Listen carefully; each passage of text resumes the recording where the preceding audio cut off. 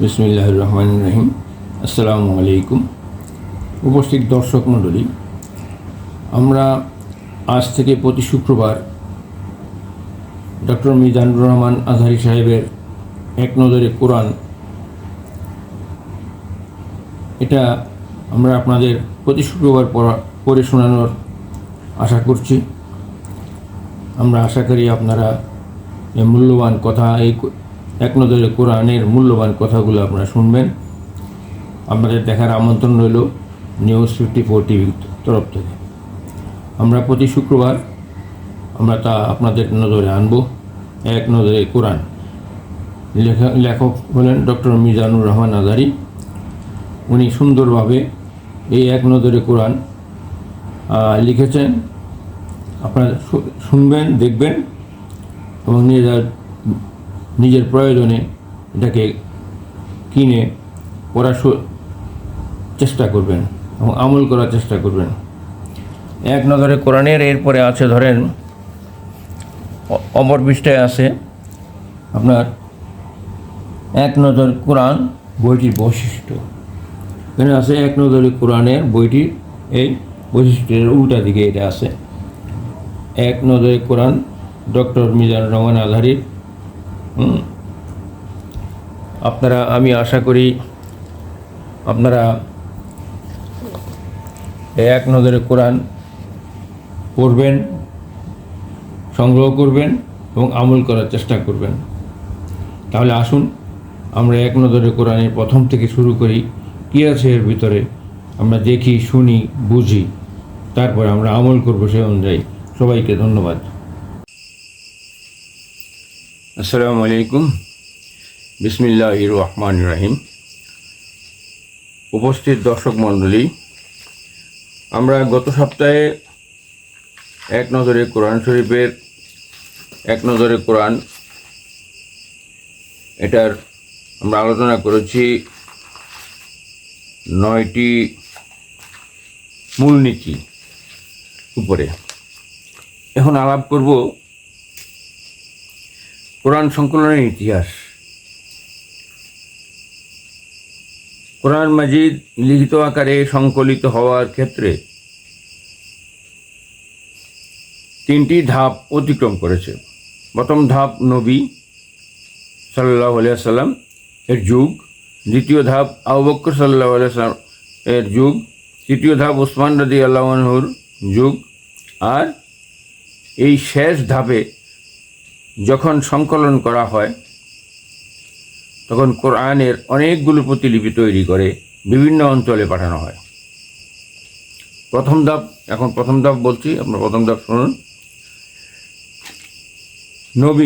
নবীর যে ধাপের প্রথম হল নবী এর যুগে কোরআন সংকলনের প্রথম এবং প্রধান উপায় ছিল মুখস্থ করা ও হৃদয়ে ধারণ করা। কারণ নবী ছিলেন একজন উম্মি, অর্থাৎ যিনি লিখতে পড়তে জানতেন না। আর তিনি এমন এক জাতির মধ্যে প্রেরিত হয়েছিলেন যারা মূলত মুখস্থ বিদ্যার উপরই নির্ভর করত। আবার সে সময়ে লেখার উপকরণও সহজলভ্য ছিল না। তাই মূলত সাহাবীরা কোরআন মুখস্থ করাকেই প্রাধান্য দিতেন। এটি ছিল তখনকার আরবদের সাধারণ রীতি। তারা তাদের কবিতা, বংশপরিচয়, গৌরব গাথা এবং ঐতিহাসিক ঘটনাগুলো মুখস্থ রাখতেন। নবীর কাছে যখন ওহী আসত তখনই তিনি তা মুখস্থ করে নিতেন। ফলে কোরআন সংরক্ষণের সবচেয়ে নিরাপদ জায়গা ছিল নবীর স্মৃতিশক্তি, যেখানে কোনো ভুল, ভ্রান্তি বা পরিবর্তনের আশঙ্কা ছিল না। তদুপরি অতিরিক্ত সতর্কতা হিসাবে প্রতি বছর রমাদান মাসে তিনি জিবরিল আলাইহিস সালামের কাছে সম্পূর্ণ কোরআন তেলাওয়াত করতেন। নবী সাল্লাল্লাহু আলাইহি ওয়াসাল্লামের ইন্তেকালের বছরের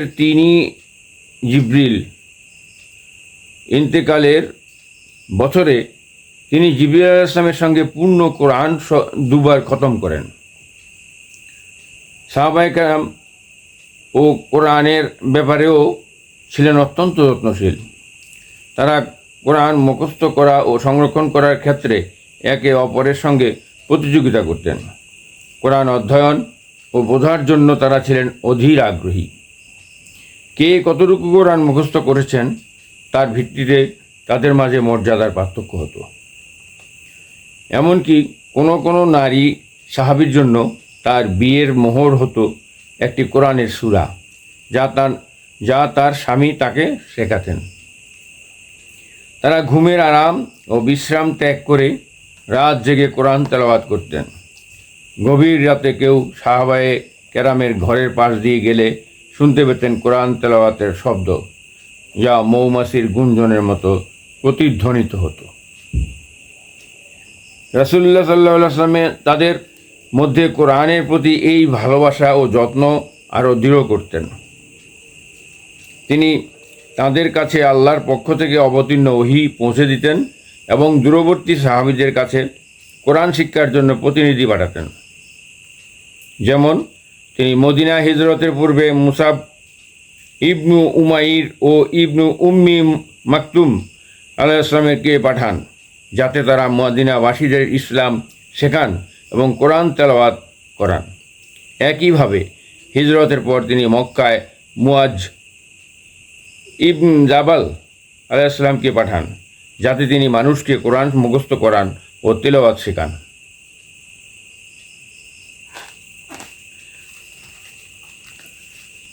এরপরে আসি আমরা, এরপরে হলো উবাদা ইবনুস সামিত আলাইহিস সালাম বলেন, যখন কেউ হিজরত করে মদিনায় আসতো তখন নবী সাল্লাল্লাহু আলাইহি ওয়াসাল্লাম তাকে আমাদের মধ্যে কোনো এক সাহাবীর কাছে দিয়ে দিতেন, যাতে সে তাকে কোরআন শিখায়। তিনি আরও বলেন, মসজিদে নববীতে কোরআন তেলাওয়াতের শব্দে এক প্রকার গুঞ্জন সৃষ্টি হতো। এমনকি নবী সাল্লাল্লাহু আলাইহি ওয়াসাল্লাম তাদেরকে নির্দেশ দিয়েছিলেন, তোমরা আওয়াজ একটু নিচু করো, যেন একে অপরের সঙ্গে শব্দ মিশে বিভ্রান্তি সৃষ্টি না হয়। এটা হলো, দেখুন বুখারীর ৪৯৯৮, ইবনু মাজা ১৭৬৯, জুরকানি মানাহিলুল ইরফান ১/২৪১-২৪৭। উপরিক্ত আলোচনা থেকে বোঝা যায় যে রাসূল সাল্লাল্লাহু আলাইহি ওয়াসাল্লামের জীবদ্দশায় অসংখ্য সাহাবী কোরআন হিফজ করেছিলেন। মুহাজিরদের মধ্যে ছিলেন ৪ খলিফা আবু বকর, উমর, ওসমান, আলী এবং তালহা ইবনু উবাইদিল্লাহ, সাদ ইবনু আবি ওয়াক্কাস, আবদুল্লাহ ইবনু মাসুদ, হুযায়ফা ইবনু ইয়ামান, সালিম মাওলা আবি হুযায়ফা, আবু হুরায়রা, আবদুল্লাহ ইবনু উমর, আবদুল্লাহ ইবনু আব্বাস, আমর ইবনুল আস, আবদুল্লাহ ইবনু আমর, মুয়াবিয়া, আবদুল্লাহ ইবনু জুবাইর, আবদুল্লাহ ইবনু সাইব, আয়েশা, হাফসা, উম্মু সালামা। আর আনসারদের মধ্যে ছিলেন উবাই ইবনু কাব, জাইদ ইবনু সাবিত, মুয়াজ ইবনু জাবাল, আবু দারদা, মুজাম্মা ইবনু হারিসা, আনাস ইবনু মালিক, আবু জাইদ। মোট কথা, ইসলামের প্রথম যুগে কোরআন মুখস্থ করার উপর বেশি গুরুত্ব দেওয়া হয়, কারণ তখন লেখাপড়া জানার লোকের সংখ্যা ছিল খুব কম। আরবদের প্রাকৃতিক স্মরণশক্তি অত্যন্ত প্রখর ছিল, যার ফলে তারা সহজেই কোরআন সংরক্ষণ ও প্রচার করতে সক্ষম হয়। এই পদ্ধতির মাধ্যমেই কোরআনের সূরা ও আয়াতসমূহ আরবের সর্বত্র ছড়িয়ে পড়ে। দেখুন জুরকানি মানাহিলুল ইরফান ১/২৪২-২৪৩। যেভাবে কোরআন লিপিবদ্ধ করা হতো, তবে নবী সাল্লাল্লাহু আলাইহি ওয়াসাল্লামের যুগে যে কোরআন কেবল মুখস্থই করা হয়েছিল তা নয়, বরং লিখিত হয়েছিল। নবী সাল্লাল্লাহু আলাইহি ওয়াসাল্লাম কোরআনের সংরক্ষণকে অত্যন্ত গুরুত্ব দিয়েছিলেন, তাই লেখা ও মুখস্থ করা উভয় ক্ষেত্রে যত্ন নেওয়া হয়েছিল। নবী সাল্লাল্লাহু আলাইহি ওয়াসাল্লাম নিজে ওহী লেখার জন্য বিশেষ লেখক নিয়োগ করেছিলেন। যখনই নতুন আয়াত নাজিল হতো তিনি ওহী লেখকদের ডেকে বলতেন যেন তা লেখা হয় এবং নির্দিষ্ট স্থানে সংরক্ষণ করা হয়। এর ফলে কোরআন শুধু মুখস্থ নয় বরং লিখিত আকারেও সংরক্ষিত ছিল। ওই লেখকদের নাম যেমন আবু বকর ইবনু আবি কুহাফা, উমর ইবনুল খাত্তাব, ওসমান ইবনু আফফান, আলী ইবনু আবি তালিব, মুয়াবিয়া ইবনু আবি সুফিয়ান, উবাই ইবনু কাব, জাইদ ইবনু সাবিত প্রমুখ।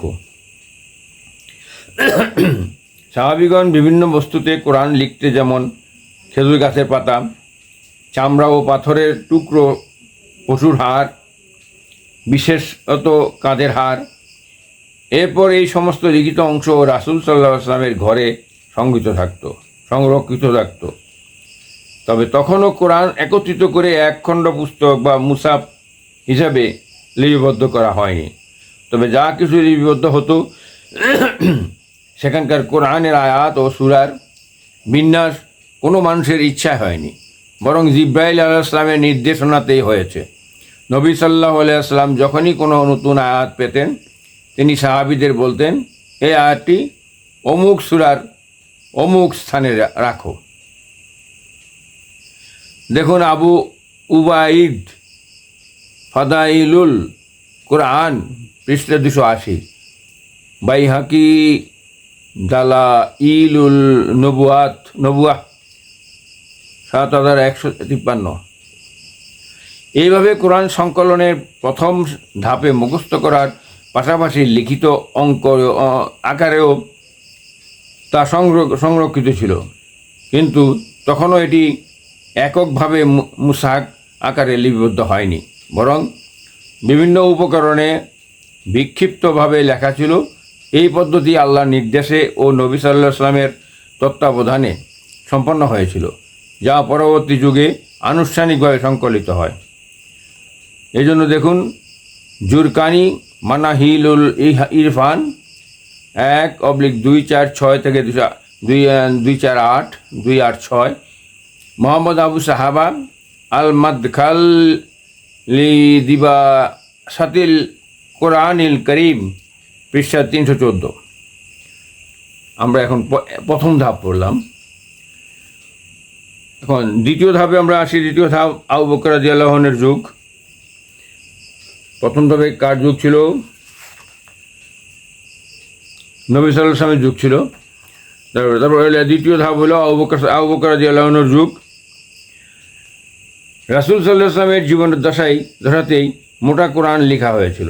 গোটা কোরআন রাসূল সাল্লাল্লাহু আলাইহি ওয়াসাল্লামের জীবদ্দশাতেই গোটা কোরআন লেখা হয়েছিল, তবে তা ছিল বিক্ষিপ্ত আকারে, সাহাবীদের কাছে ছিটিয়ে। কোনো আয়াত ছিল চামড়ায় বা গাছের পাতায়, কোনোটি আবার লিখিত ছিল হাড় কিংবা অন্য কিছুতে। আবার কোনো সাহাবীর কাছে একটা সূরা লেখা ছিল, কোনো সাহাবীর কাছে 5-10টি, কারো কাছে হয়তো মাত্র কয়েকটি আয়াতই ছিল লিখিত অবস্থায়। মোট কথা, বর্তমানে প্রচলিত মুসহাফের মতো কোরআনের পূর্ণাঙ্গ কোনো কপি ছিল না তখন। আবু বকর সিদ্দিক রাদিয়াল্লাহু আনহুর খিলাফতকালে ইয়ামামার যুদ্ধে বহু সংখ্যক হাফেজ সাহাবী শহীদ হন। এর প্রেক্ষিতে তিনি কোরআনকে এক খণ্ডে সংরক্ষণ করার প্রয়োজনীয়তা বোধ করলেন। না হলে আশঙ্কা ছিল এইভাবে হাফেজ সাহাবীগণ শহীদ হতে থাকলে কোরআন মজিদের বড় একটি অংশ বিলুপ্ত হয়ে যাবে। অতঃপর এই কাজের দায়িত্ব দেওয়া হলো জাইদ ইবনু সাবিত আলাইহিস সালামকে, কারণ তিনি রাসূল সাল্লাল্লাহু আলাইহি ওয়াসাল্লামের সময়েও ওহী লেখার কাজ করেছিলেন। দায়িত্ব পাওয়ার পর জাইদ আলাইহিস সালাম অনুসন্ধানে নেমে পড়লেন। গাছের পাতা, পাথরের ফলক কিংবা মানুষের স্মৃতি, সকল উৎস থেকে তিনি কোরআন মজিদ একত্র করতে লাগলেন। এই জন্য দেখেন আপনারা বুখারীর 4986, তিরমিজির 3103, নাসাই সুনানুল কুবরা 7995। এবার কোরআন সংকলন পদ্ধতি।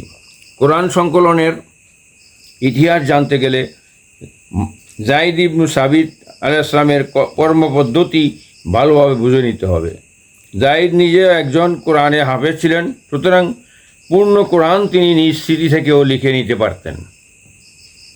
তিনি ছাড়াও তখন আরও বহু হাফেজ উপস্থিত ছিলেন। একটি পরিষদ বানিয়ে তাদের মাধ্যমেও কোরআন সংকলনের কাজ করা যেত।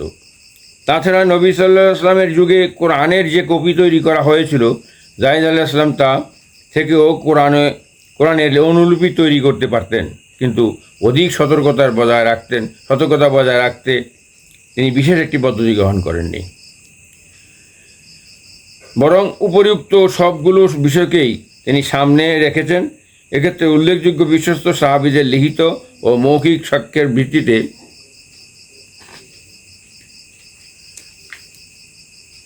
একটি আয়াতের বিশুদ্ধতা প্রমাণিত হবার পর মুতাওয়াতির সেটিকে তিনি নিজ সংকলনে স্থান দিয়েছেন। এছাড়া নবী সাল্লাল্লাহু আলাইহি ওয়াসাল্লামের সময়কার লিখিত আয়াতগুলো যে সকল সাহাবীর কাছে গচ্ছিত ছিল, জাইদ আলাইহিস সালাম খুঁজে খুঁজে সেগুলোকে একত্রিত করেন, যাতে করে নতুন সংকলনটি নবী সাল্লাল্লাহু আলাইহি ওয়াসাল্লামের জমানায় লিখিত অংশগুলোর অনুরূপ হয়।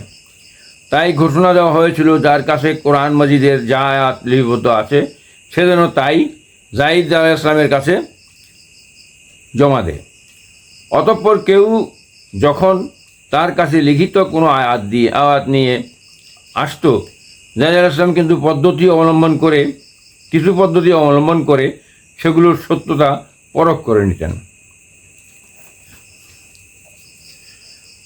যেহেতু তিনি নিজে হাফেজ ছিলেন, তাই আগত আয়াতগুলোকে তিনি সবার আগে নিজের স্মৃতির সাথে মিলিয়ে নিতেন। উমর আলাইহিস সালাম ছিলেন কোরআনের হাফেজ। ওমর রাদিয়াল্লাহু আনহু ছিলেন কোরআনের হাফেজ, তাই আবু বকর রাদিয়াল্লাহু আনহু তাকেও জাইদ এর সহযোগী হিসাবে নিয়োগ দেন, যাতে করে কোনো আয়াত গ্রহণ বর্জনের ক্ষেত্রে তারা যৌথভাবে সিদ্ধান্ত নিতে পারেন। আরও একটি গুরুত্বপূর্ণ দিক বিবেচনা করা হতো, কোনো আয়াত গ্রহণ করবার ক্ষেত্রে দুজন নির্ভরযোগ্য সাহাবীকে এই মর্মে সাক্ষ্য দিতে হতো যে এই আয়াতটি রাসূল সাল্লাল্লাহু আলাইহি ওয়াসাল্লামের সামনে লেখা হয়েছিল। সবশেষে লিপিবদ্ধ আয়াতগুলোকে সেই সকল আয়াতের সাথে মিলিয়ে দেখা হতো যা একাধিক সাহাবীর কাছে সংরক্ষিত ছিল। তবে সংকলিত এই মুসাহাফটিতে সূরাগুলোকে বিন্যস্তভাবে সাজানো হয়নি, বরং প্রতিটি সূরাকে আলাদা আলাদাভাবে লেখা হয়েছিল। আমরা এতক্ষণ দ্বিতীয় ধাপ শুনলাম।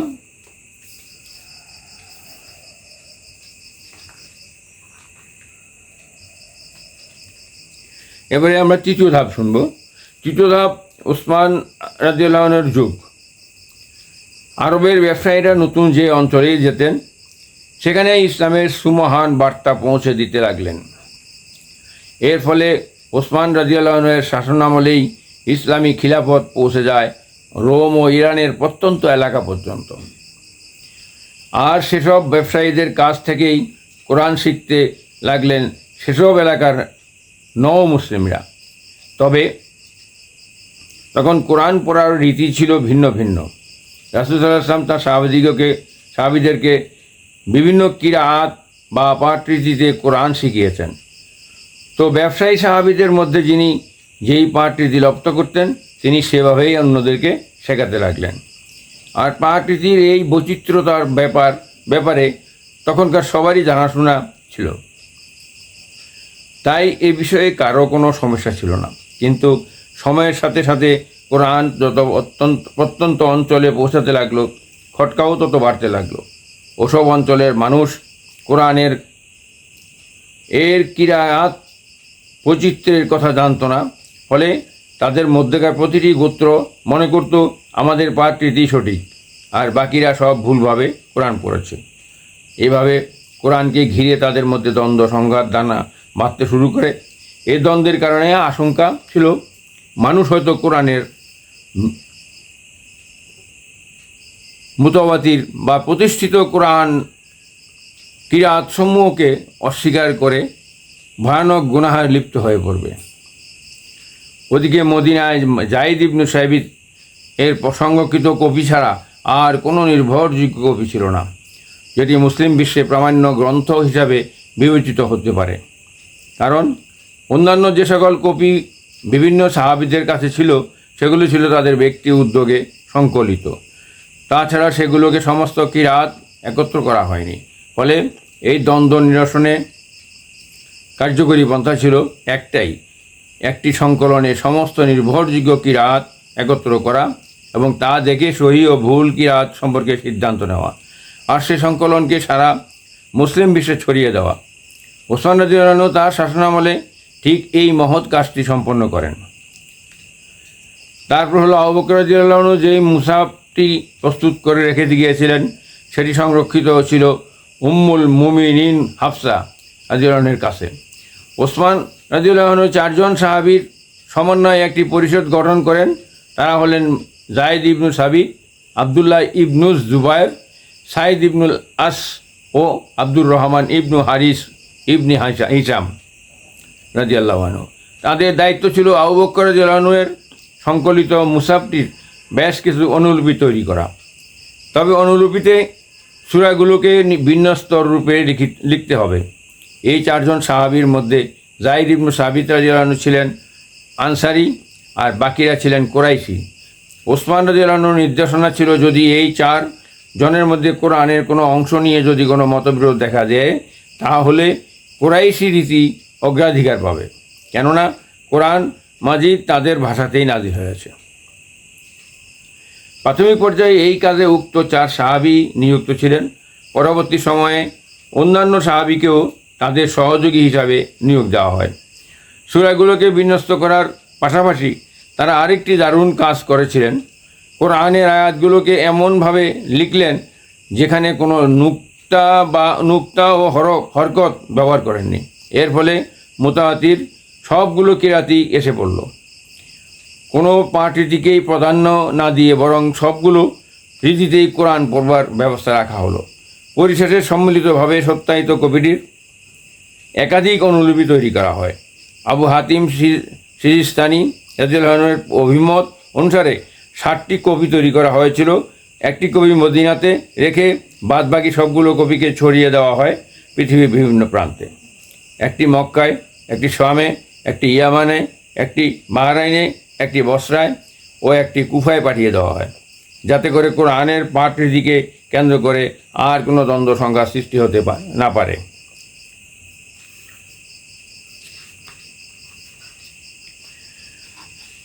তো দর্শক মণ্ডলী, আমরা এই পর্যন্ত থাকি।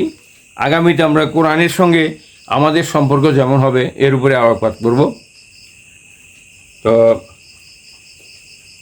আজকে তো আপনারা শুক্রবার আজকে আমাদের অনুষ্ঠানটা দেখবেন। শনিবার আগামী দিন তো আমাদের ঈদুল আজহা। কাজেই সবশেষে সবাই সর্বাঙ্গীন মঙ্গল কামনা করি। আল্লাহ যাতে সবাইকে হেফাজত করে এবং আমরা সবাই যাতে ভালোভাবে ঈদ উদযাপন করতে পারি। সবাইকে ঈদ মোবারক। আসসালামু আলাইকুম রহমতুল্লাহ। আগামী শুক্রবারের অপেক্ষায় থাকুন। আগামী শুক্রবারে আমরা পাঠ করব কোরআনের সঙ্গে আমাদের সম্পর্ক যেমন হবে এটার উপর আলোকপাত করব। ধন্যবাদ সবাইকে। আসসালামু আলাইকুম রহমতুল্লাহ ওয়া বারাকাতুহু।